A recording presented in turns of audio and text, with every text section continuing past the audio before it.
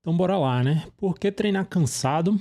Mas na verdade poderia ser por que você não vai se sentir bem ou vai se sentir ótimo em todos os treinos, né? E tá tudo bem não se sentir ótimo em todos os treinos. É isso que a gente espera. Esse é mais um vídeo em que eu vou fazer uma leitura dirigida, que não é uma releitura de um post lá do Instagram, adicionando novos insights que eu possa ter, enfim, né, fazer uma leitura e também é um tipo de conteúdo que eu acho bastante proveitoso para quem tá um pouquinho de saco cheio lá do Instagram, de toda a poluição que o Instagram traz e prefere consumir o conteúdo aqui numa rede social mais que você consegue se concentrar mais no que está sendo dito, no que está sendo passado. Então, vamos lá, né? Porque treinar cansado, eu começo o post dizendo que frequentemente eu vejo atletas se sentindo frustrados por dias em que não estavam se sentindo ótimos no treino. E o desempenho em uma certa sessão sai prejudicado, nem sempre sai prejudicado. Às vezes o desempenho é justamente o que a pessoa espera. Eu, por exemplo, sou um treinador que passa o treino com o desempenho específico que eu quero. Eu quero que o treino seja uma série de 10 de 3 minutos a 4 minutos por quilômetro de pace, e o cara vai lá e faz esse pace e mesmo assim ficou infeliz porque não estava se sentindo bem, não fez esse treino se sentindo bem, né?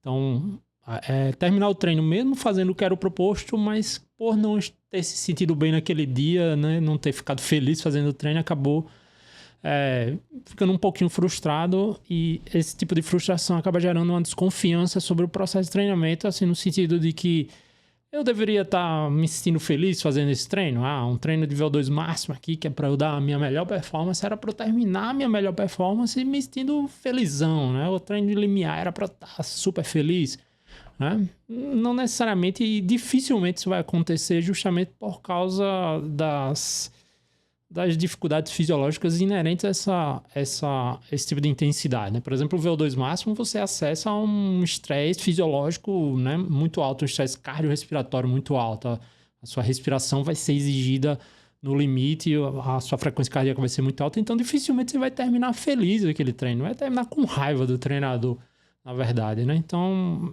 esse tipo de coisa, né, essa frustração porque não esteve ótimo no treino, não esteve no melhor dia possível no treino, acaba gerando uma desconfiança aí sobre o processo, né? Eu estou melhorando, se eu estou ficando infeliz no treino, se eu estou ficando triste, frustrado no treino. E aí eu digo que em sistemas de treinos baseados em sobrecarga, que é basicamente o endurance é sobre isso, você quer fazer 10 de 3 minutos para 4 e no próximo treino você quer fazer 12 de 3 minutos, ou quer fazer os mesmos 10 de 3 minutos em vez de 4, fazer para 3,50.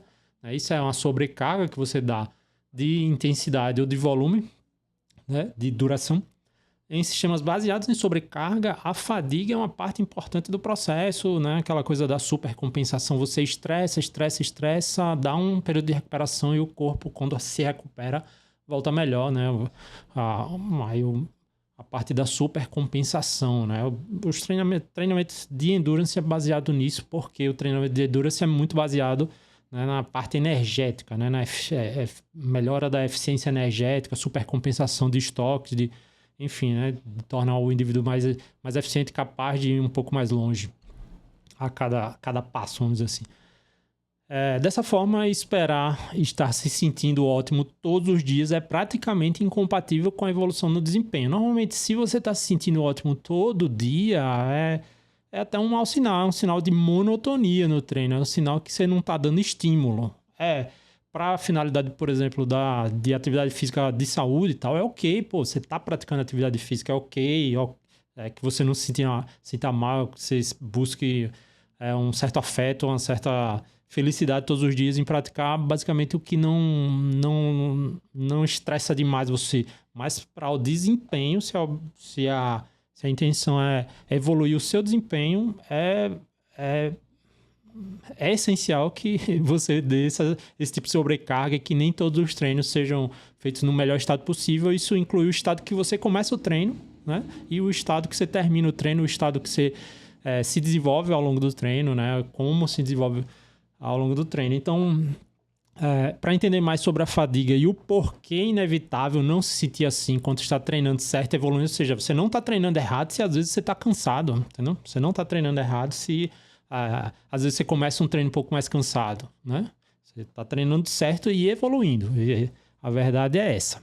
Beleza? Então, vou pedir aqui que você faça essa burocracia aqui do YouTube. Se você ainda não é inscrito, se inscreve no canal e deixa o like. E se você está me ouvindo pelo Spotify e ainda não é seguidor aqui no Spotify, também segue e também dá as estrelinhas lá na nossa avaliação no Spotify. Beleza?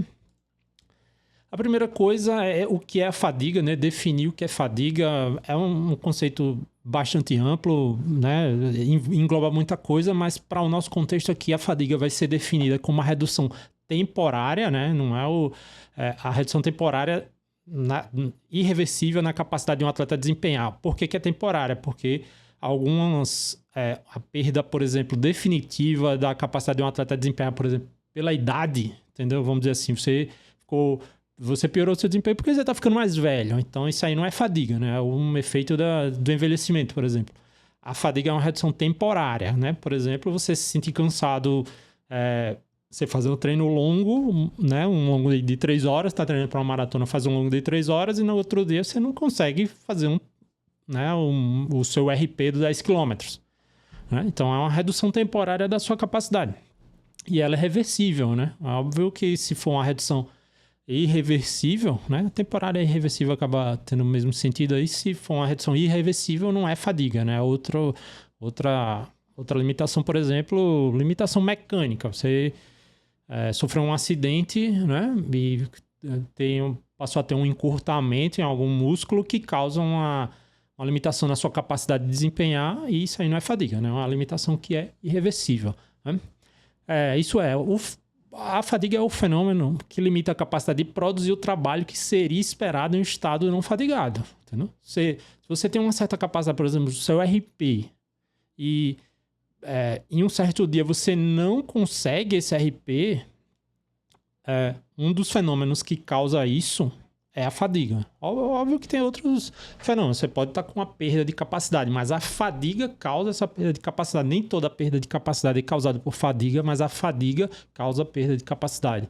Né? Vale dizer que não se trata de uma ideia fechada em si. Como eu falei, é um conceito onde muitas coisas se encaixam como fadiga, né? Mas sim uma interação de vários fatores fisiológicos, né? Principalmente fisiológicos, falando aqui, neuromusculares, né? Por exemplo, perda de capacidade de força, né? E psicológico, né? Às vezes você não está mentalmente, né, descansado, preparado. A fadiga mental é real, né? Ou seja, fatores fisiológicos, neuromusculares e psicológicos que se manifestam, seja imediatamente após um estímulo. Você faz um tiro de... um treino aí de 4 de 4 minutos, o intervalado aí do método norueguês, 4 de 4 minutos, numa intensidade bem forte. Após o primeiro 4 minutos, você já tem uma certa limitação da capacidade para o segundo tiro, né? Então, essa capacidade aí, essa limitação é quase imediata após um estímulo, né? Inclusive, é uma forma de medir o quanto um estímulo medir a magnitude de um estímulo, o quanto ele limita a capacidade subsequente, né? Existe até bastante estudo sobre isso. Bastante não, né? Há bons estudos sobre isso, né? Uma forma de medir a fadiga com a performance subsequente, né? Ela se manifesta tanto imediata como de forma acumulada, ou seja, você vai treinando e após semanas, após meses, a fadiga meio que se acumula ali, essa fadiga acumulada é de certa forma silenciosa, você parece que não se sente cansado, mas você não consegue o seu melhor desempenho. Né? Mesmo, às vezes, mesmo descansado, você não consegue o melhor desempenho, que aí seria, por exemplo, o overreaching ou o overtraining. Né? O overtraining é basicamente você treinar muito, descansar e mesmo assim a performance não vir. Né? E a performance não vir no sentido de nenhuma performance vir. É óbvio que você não bateu RP, treinou, descansou e não bateu RP, não quer dizer necessariamente que você está em overtraining. Né? Pode ter sido outros fatores aí que fizeram você não bater o seu RP.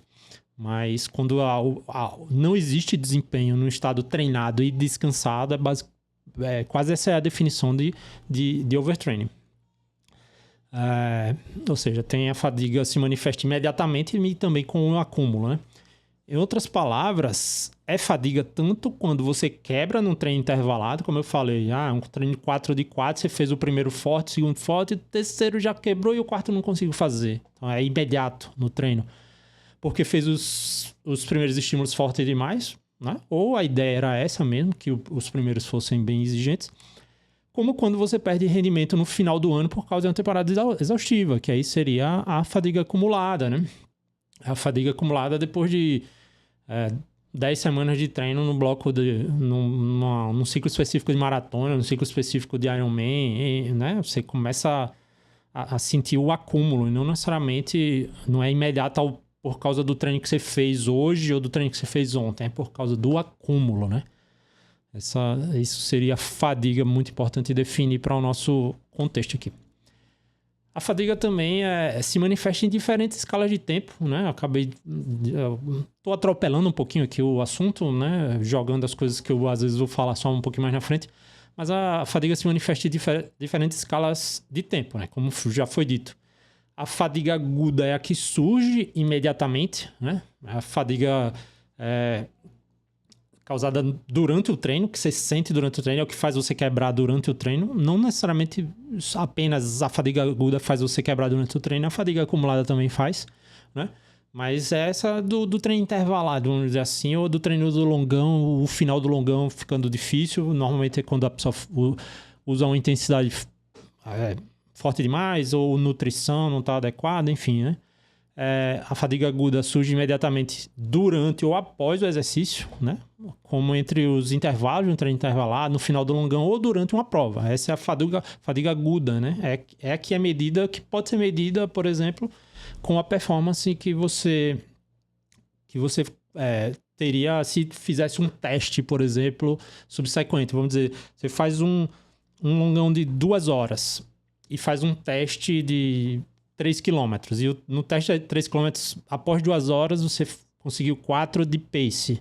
Se na outra semana você fez as mesmas 2 horas e o teste de 3 km depois foi 4,30, ou seja, você perdeu 30 segundos de um treino para o outro, considera-se que essas 2 horas que fez você mais perder desempenho num teste subsequente, ele gerou um estresse maior, né? É uma forma de medir estresse através da perda de desempenho.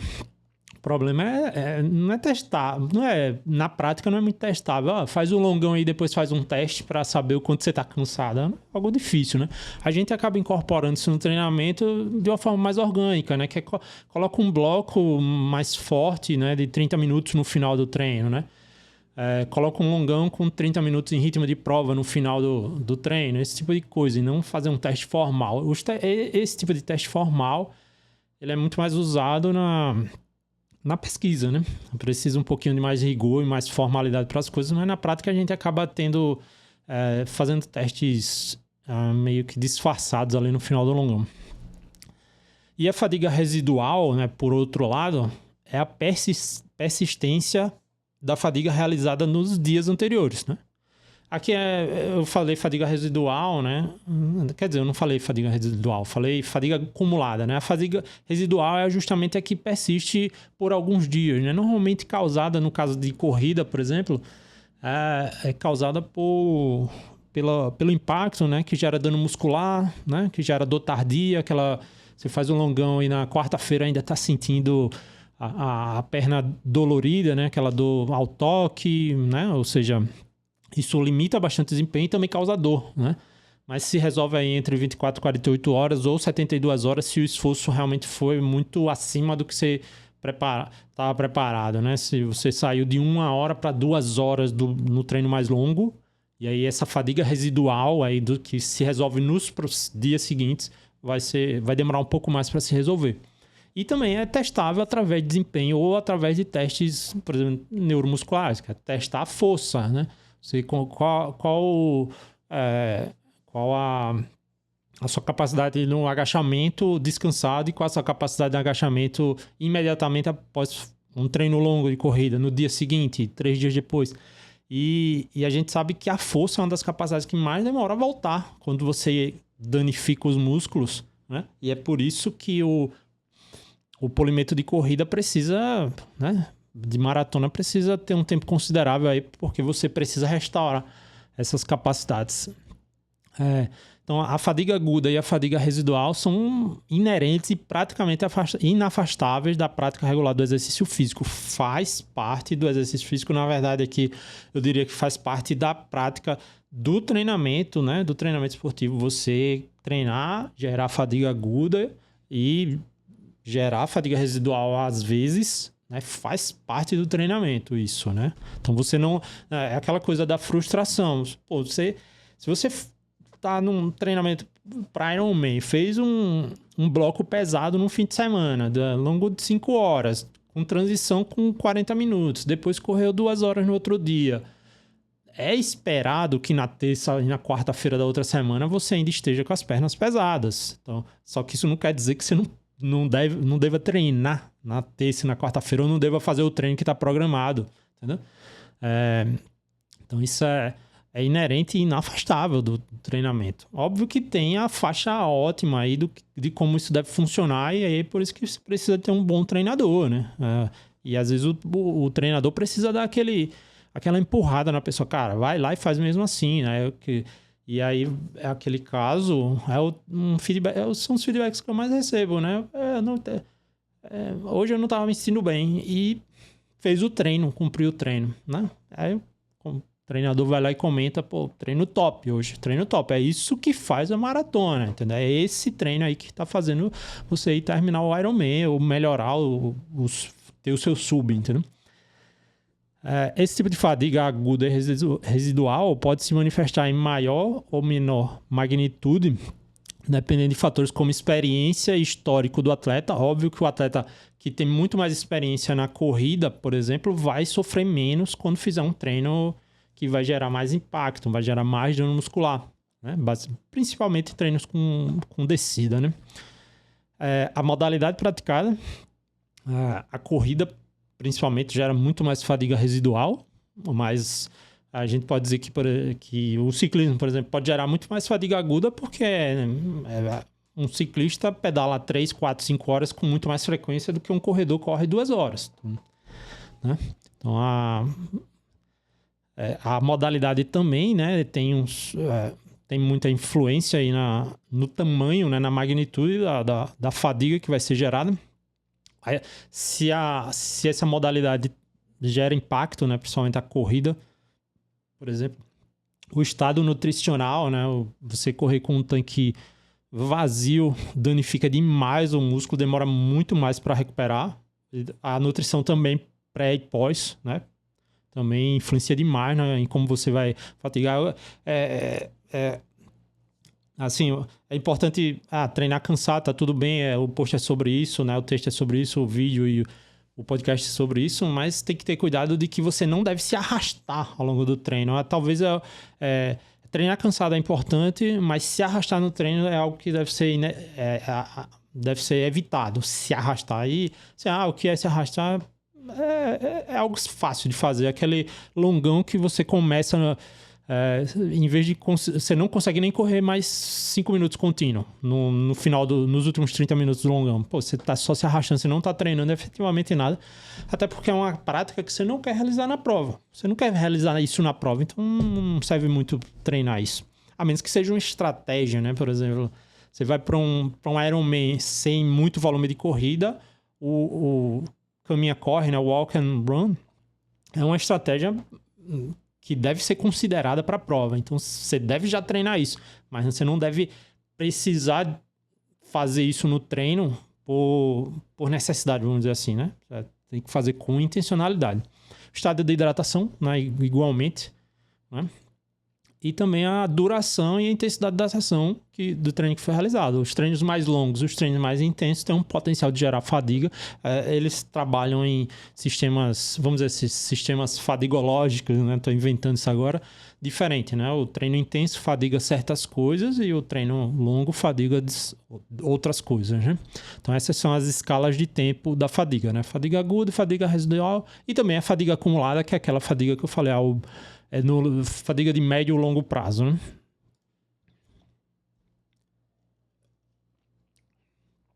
E é justamente sobre ela que eu falo aqui no próximo no próximo card, né? A fadiga acumulada é a que se desenvolve ao longo dos blocos de treino, né? Blocos de 3 semanas, bloco de 2 meses, né?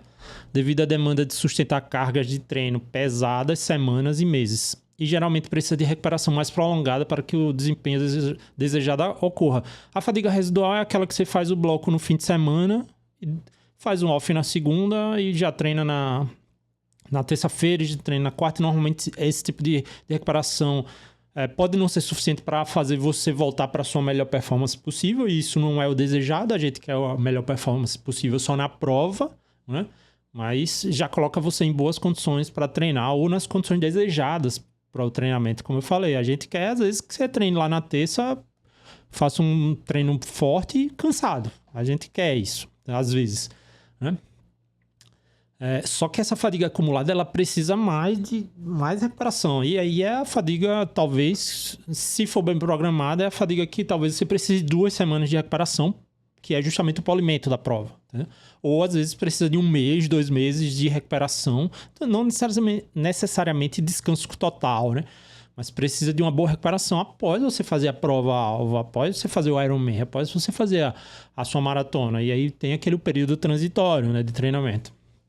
E em treinamento baseado em sobrecarga, já repetindo um pouquinho, a fadiga acumulada é algo esperado, né? Existe a sobrecarga no microciclo, que é a sobrecarga de um dia, é você fazer o longo um pouquinho mais longo, é fazer o treino forte um pouquinho mais forte, ou colocar um intervalo a mais, né? Existe a sobrecarga nas semanas ali, microciclo, nos mesociclos. Você quer treinar mês que vem, treinar um pouco mais do que esse mês, mas também existe a sobrecarga, né? Pô, eu quero que o bloco de maratona seja sobrecarga, né? Então, isso é o que se espera, é a forma que se programa, né? Se programa o treinamento. Então, a fadiga acumulada é esperada, né?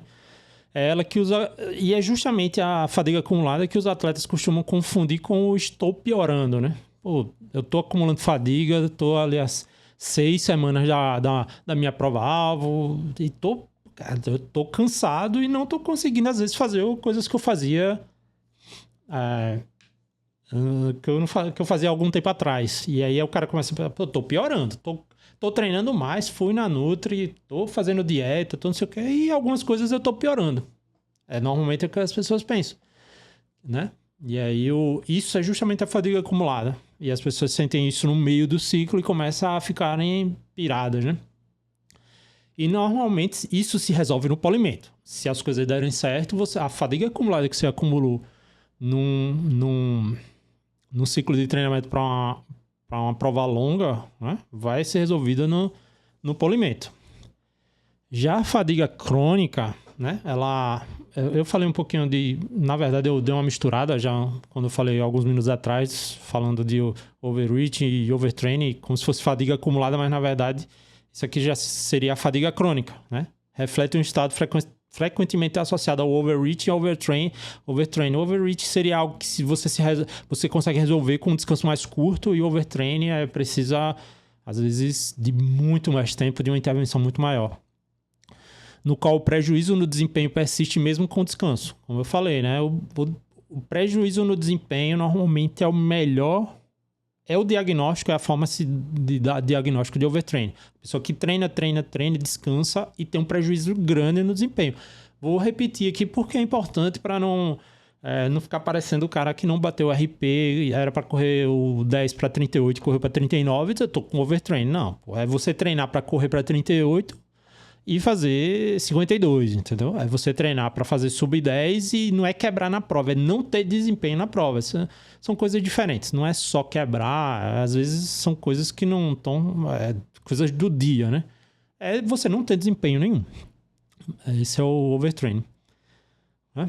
E pode ser acompanhado por alterações no humor, e aí já seriam mais instrumentos de diagnóstico clínico, né? Alterações no humor, disfunção hormonal...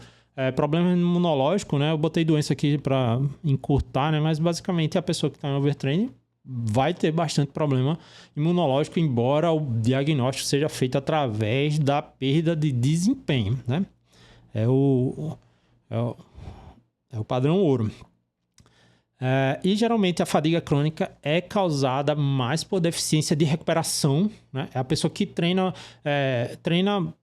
não necessariamente precisa ser uma pessoa que treina muito, mas é a pessoa que se recupera pouco, entendeu? É a pessoa que se recupera pouco, principalmente através de comendo pouco, né? Quem só vive em restrição calórica o tempo todo tem uma chance grande de ter fadiga crônica e ter overtraining, né? Isso eu tenho visto, até inclusive na assessoria, a gente viu, por exemplo, né, no São Paulo, né, o time de futebol São Paulo, o médico do clube passou Monjaro para a equipe quase toda e bateu o recorde de lesão, né, o São Paulo no ano, em 2025.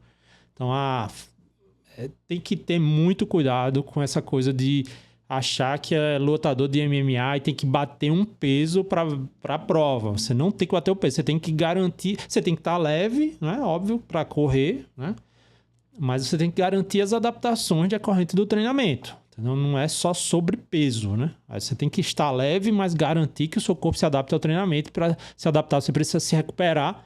E a recuperação é feita através de boa nutrição e bom sono. E aí as pessoas pensam que boa nutrição é comer pouco demais, né?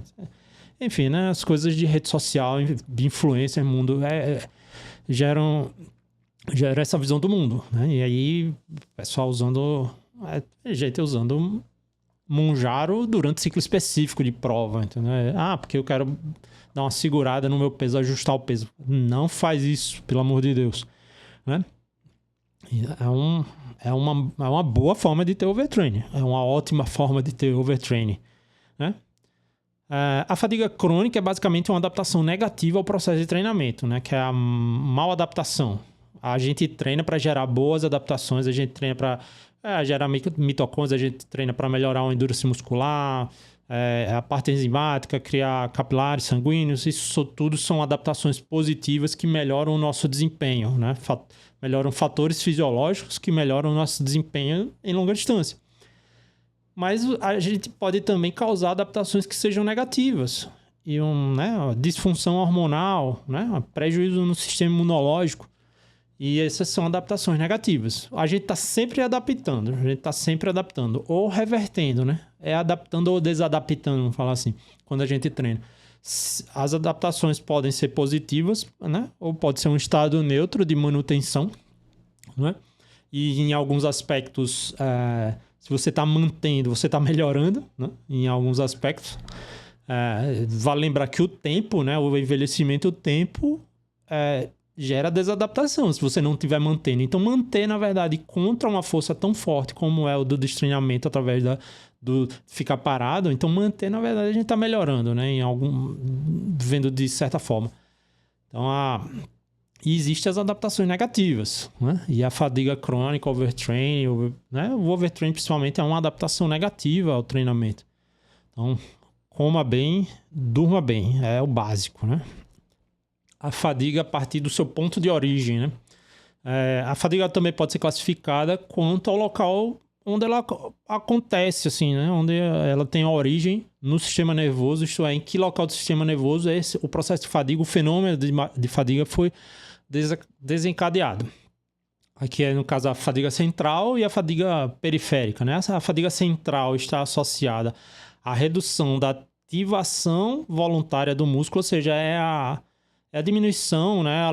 Passa a ter a fadiga ocorre por causa de uma limitação da capacidade do comando do cérebro de fazer o músculo se contrair ser reduzido, né? Imagine assim que a capacidade a quantidade de energia que sai do disjuntor, né? Da sua casa até a sua televisão, até o seu ar-condicionado a fadiga, né? A fadiga no sistema causa uma limitação nessa quantidade de energia, né? Não é energia propriamente no caso aqui que a gente está discutindo, mas imagine que o disjuntor dá comandos e os comandos seriam a quantidade de energia que chega nos seus aparelhos eletrônicos e devido à fadiga diminui. Imagine a baixa quando tem uma queda na rede. Então, vai causar mau funcionamento nos aparelhos. E os aparelhos seriam os músculos, seria a periferia. Então, quando dá uma queda na rede, né, ou quando falta energia, os aparelhos não vão conseguir funcionar. Essa seria uma forma de Fadiga central é quando a capacidade de ativação do músculo é diminuída, entendeu? Né?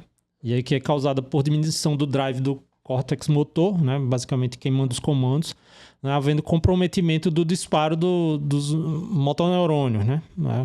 Ou seja, não chega a comando suficiente, né? Nos músculos, e aí os músculos não conseguem se contrair por causa disso. E aí na ciência a gente sabe que é, por exemplo, a pessoa, quando num estado de fadiga central, colocou a pessoa para fazer um exercício que sabe-se, né? É estabelecido que causa fadiga central, né? Causa esse prejuízo no drive, né? Do córtex motor até o músculo para gerar contração. A pessoa nesse estado vai lá, coloca ela para fazer, por exemplo, cadeira extensora, né? Fazer extensão de joelho, né? E aí dá o comando elétrico artificial, né? Através de coloca lá os fiozinhos no músculo e dá um comando elétrico e a pessoa consegue gerar a mesma força, entendeu? Então, basicamente, como ela conseguiu gerar a mesma força no estado de fadiga central, quando a força lá foi artificial, vamos dizer assim, se supõe que o que gerou a limitação na contração muscular foi central, não foi o próprio músculo. Ou seja, o músculo estava com a capacidade preservada, mas a parte central é que estava limitando. Essa é a fadiga central, né? Dito de outra forma, a fadiga central é quando há um prejuízo da capacidade de enviar o comando do cérebro para os músculos, né? Como eu já falei, o músculo ainda tem a força por si só. É esse caso, né? Quando você tem uma limitação, quando você está com fadiga central e de certa forma consegue estimular o músculo, né, de forma artificial, e o músculo consegue gerar o mesmo desempenho. E aqui que é importante, exercícios prolongados, como os de endurance, por exemplo, longão, né? Os treinos mais longos, alto volume de treino, né? Esses dois são muito importantes para nós. E também a restrição de sono, estresse psicológico, né? Fadiga mental, são associados à fadiga central, né? Ou seja, o treino longo, ele causa muito essa fadiga central, essa capacidade do comando do cérebro chegar ao músculo, né? Então, são associados à fadiga central, causada por alteração no drive motor, no equilíbrio de neurotransmissores e na regulação da percepção de esforço. Essa regulação de percepção de esforço é muito associada à restrição de sono e também o estresse mental, né? E esses outros, a alteração no drive motor e o balanço de neurotransmissores é muito causado aí por desequilíbrio ali no ambiente, né, em que o comando passa, né? Então, essa é a fadiga central. Que a fadiga central é muito importante para a gente, né? É muito associada ao endurance, a sua capacidade no final da prova, né? A fadiga central é muito causada por isso. E entender como atrasar a fadiga central, como evitar a fadiga central é dos grandes objetivos do treinamento, né? Como eu atraso a fadiga central, a ocorrência da fadiga central em 42 km de corrida, fazendo treino longo, fazendo musculação, esse tipo de coisa, né? E também a fadiga ocorre no próprio músculo, né? Ou seja, o comando chega lá, o comando está preservado, a energia sai do disjuntor e chega no seu ar-condicionado, na sua televisão, mas a televisão e o ar-condicionado estão cansados, né? Estão cansados e estão fadigados, né? E não conseguem produzir o trabalho que tem que fazer. O ar-condicionado não consegue funcionar, a televisão não consegue funcionar e o músculo não consegue contrair. A fadiga ocorreu no próprio músculo, né? Em contraste à fadiga central, a fadiga periférica se origina no próprio músculo, né? E geralmente envolve um estado da fibra muscular, né? Ou seja, o problema está no músculo. É o estado da fibra muscular que causa prejuízo na função contrátil ou de transmitir o comando da ação muscular. Ou seja, o comando chega lá, mas alguma coisa que está ali, o estado da fibra muscular faz esse comando não virar o objetivo, né? Ou seja, o estado dentro da fibra muscular se torne inapropriado para que o músculo exerça a sua função e inibe o movimento. E aqui um clássico, por exemplo, é a acidose muscular, entendeu? Aumento de íons de hidrogênio, né? Hoje a gente já superou a questão do lactato, eu acredito que você deva saber isso, que não é o lactato que causa a acidose muscular, né? O lactato, na verdade, é um combustível, só que como ele sempre aumenta associado ao estado de acidose durante o exercício, a gente usa ele como marcador, mas não é ele que causa. O que causa é os íons principalmente íons de hidrogênio e íons de fosfato inorgânico. Então, quando os íons H+, aumentam por causa de alta intensidade, o ambiente ali da fibra muscular fica inapropriado para o músculo continuar contraindo. Por exemplo, se você fizer um tiro muito forte de 2 minutos no seu máximo, você vai inundar ali de acidose muscular. E embora o comando central, né, essa parte do comando central esteja preservado, não é um estímulo suficiente para causar fadiga central, mas o ambiente muscular, intramuscular, se tornou inapropriado para que você mantenha esse trabalho. Por isso que depois de 2 minutos no seu máximo, talvez você não aguente mais e cause a fadiga, entendeu? A fadiga aguda, né? Atividades com alta carga mecânica, né? Por exemplo, a musculação, né? Produção de força máxima ou quase máxima, como eu falo, musculação, sprints, né? Ou treinos de alta intensidade e que geram dano muscular, né? São mais propensas a induzir fadiga periférica pelo acúmulo de metabólitos, principalmente esses que eu falei aqui, os de hidrogênio e fosfato inorgânico, mas, por exemplo, também a amônia, né, que foi um metabólito aí que eu estudei no mestrado, também causa bastante prejuízo ali intramuscular e também sistêmico, né? Mas no caso da amônia é mais sistêmico, aí mais quando vai se deslocar aí para o cérebro, né? E aí geraria fadiga central. Causando prejuízos nos mecanismos de contração muscular. Essa seria a fadiga no próprio músculo, né? E aqui é a teoria da fadiga, que eu vou dar uma resumida, né? Virou algo muito mais teórico e não tanto prático. Começou um pouquinho prático, né? O post aqui e o vídeo virou muito mais teórico, mas entender esses fenômenos, né? Entender o fenômeno da fadiga é bastante importante. A teoria da fadiga é um negócio gigantesco. Aqui eu dei uma resumida num textinho, em um post, né? Em uma tela, né? Em um card do Instagram. Há 3 grandes teorias sobre a fadiga que, de certa forma, são baseadas em quanto cada origem contribui para o fenômeno propriamente dito. Pô, se a origem...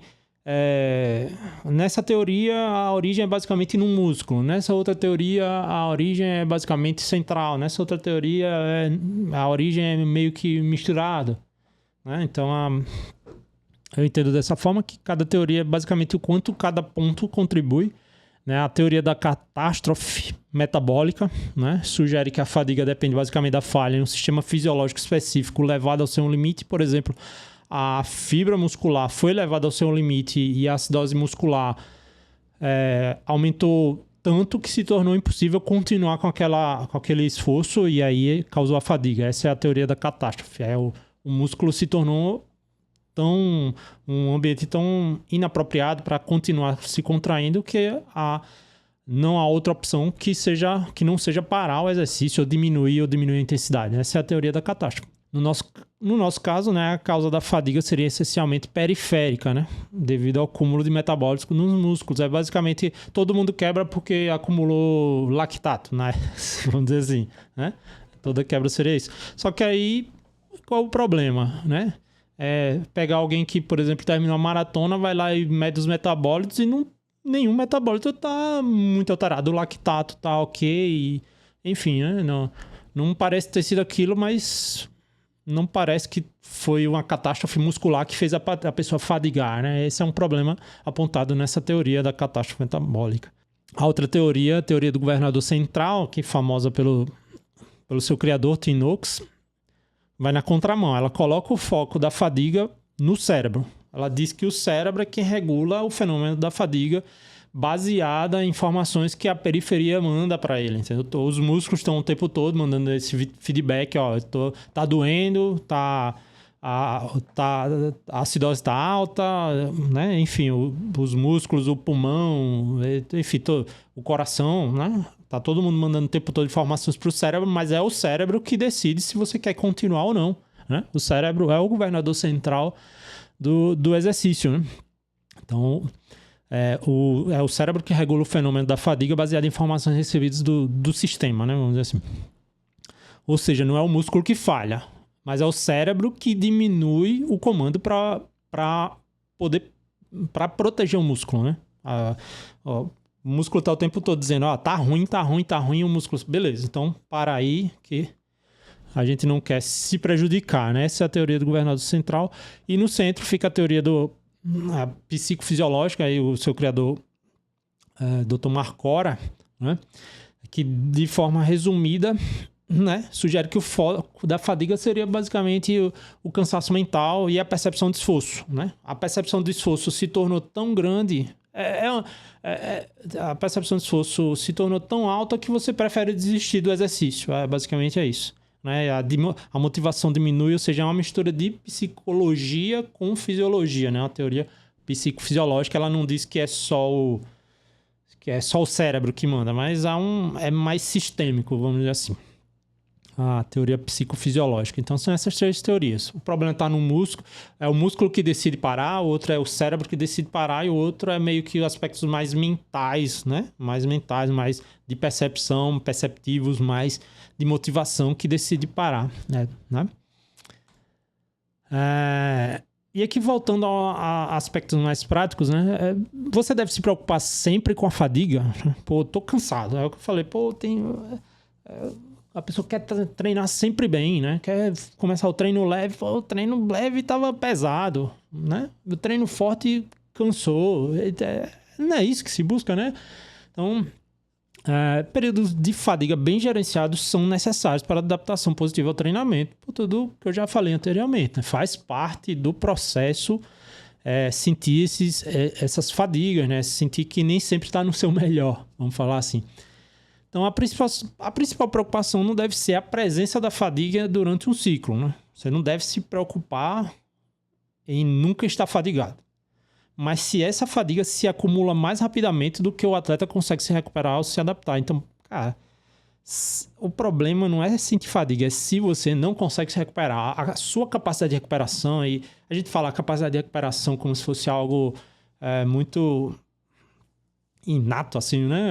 A minha capacidade de recuperação, mas muitas coisas da capacidade de recuperação é comportamental, né? São comportamentais, alimentação, nutrição, enfim, né? A forma que você faz um treino, por exemplo, leve, né? Treino de baixa intensidade. Então, todo esse conjunto, às vezes, de biológico e também comportamental que interfere na sua capacidade de recuperação, né? Vai dizer o quanto você consegue acumular de fadiga, né? Ou quanto você consegue fadigar e voltar a treinar bem de novo. Voltar a treinar de novo, né? Então, você não... Tá sempre cansado é um problema, mas também é um problema querer estar sempre descansado, né? Muitas das adaptações positivas precisam de momentos de fadiga, né? Aquela parte da supercompensação que eu falei. O que deve ser evitado é a mal adaptação, como eu já falei, né? A fadiga crônica, né? Você tá treinando tanto e se recuperando tão pouco que não consegue se recuperar do treino. Que basicamente ocorre pelo excesso de fadiga e insuficiência de fatores de recuperação. Então, não se preocupe em estar sempre descansado, ou não fique preocupado em estar cansado às vezes, né?